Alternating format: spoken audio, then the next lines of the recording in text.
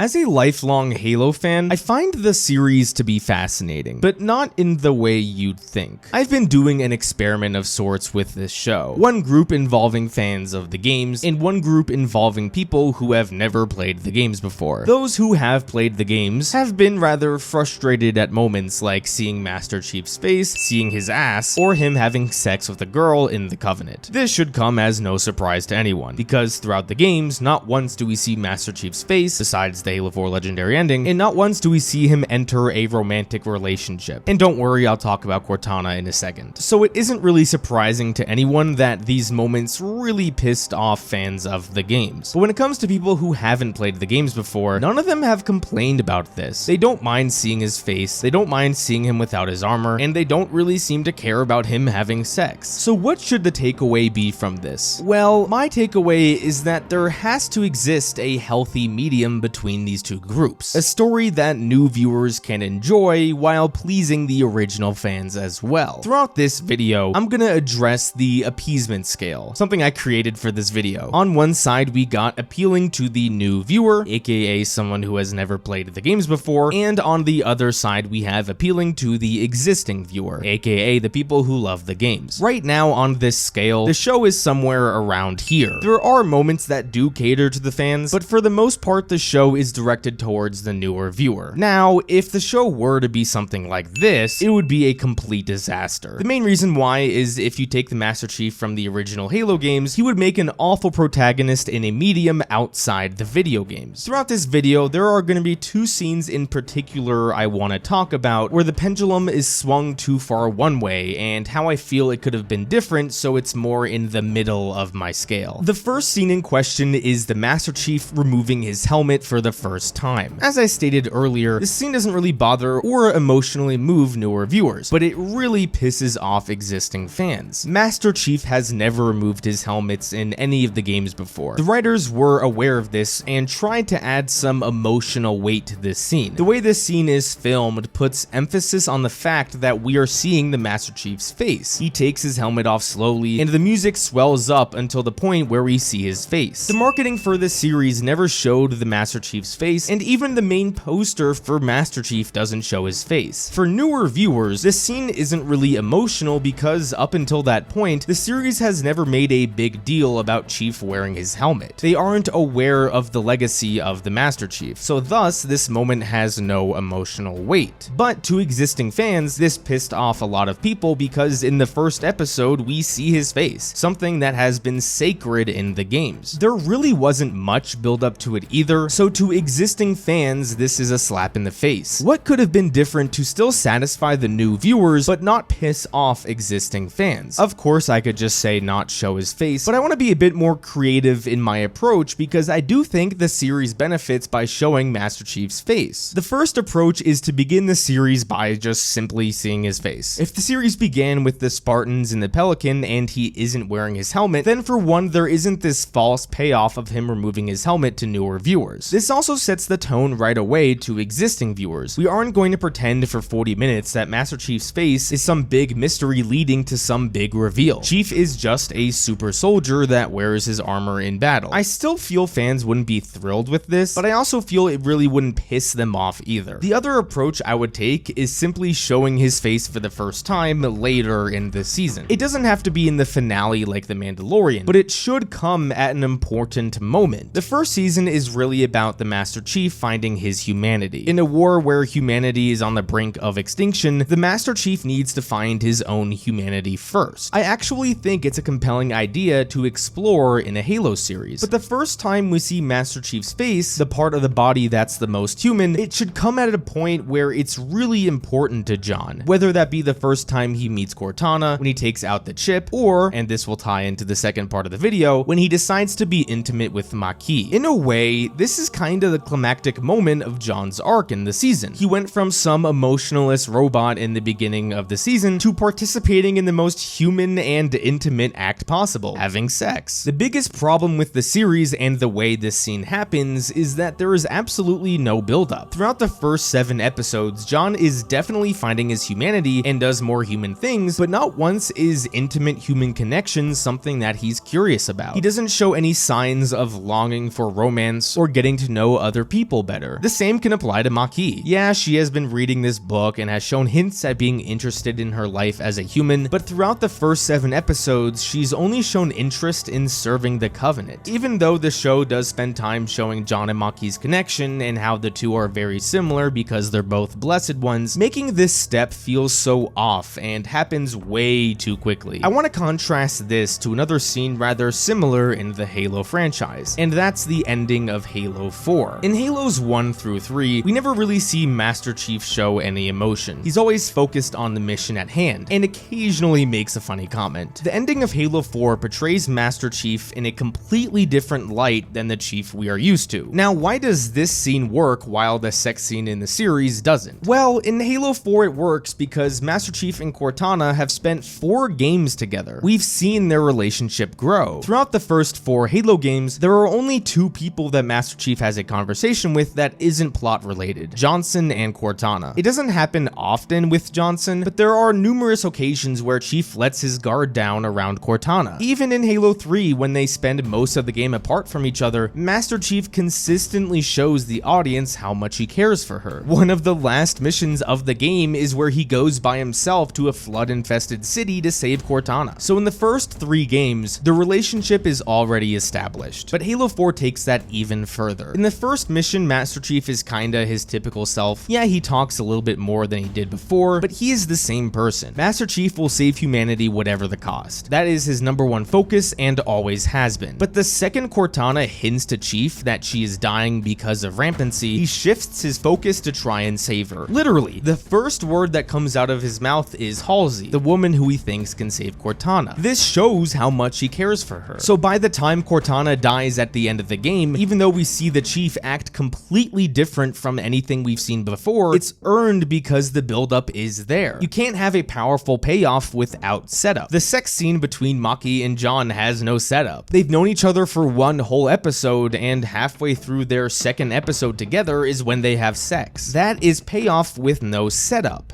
Even though I provided some critiques of the show, and I still think the show could have been significantly better, I actually enjoy it for the most part. That might just be because I'm a Halo shill and I love the franchise, but I think the series is actually doing a lot right. I hope the 2nd season does make some changes though that make the show feel more like Halo, but I've enjoyed this great journey in seeing how newer viewers feel about the show. In the coming days, I will actually be doing an entire rewrite of the series, so stay tuned for that because I have a lot of ideas. Thank you everyone so much for watching another one of my videos. Don't forget to unite the Claude Squad, and I will see you guys next time.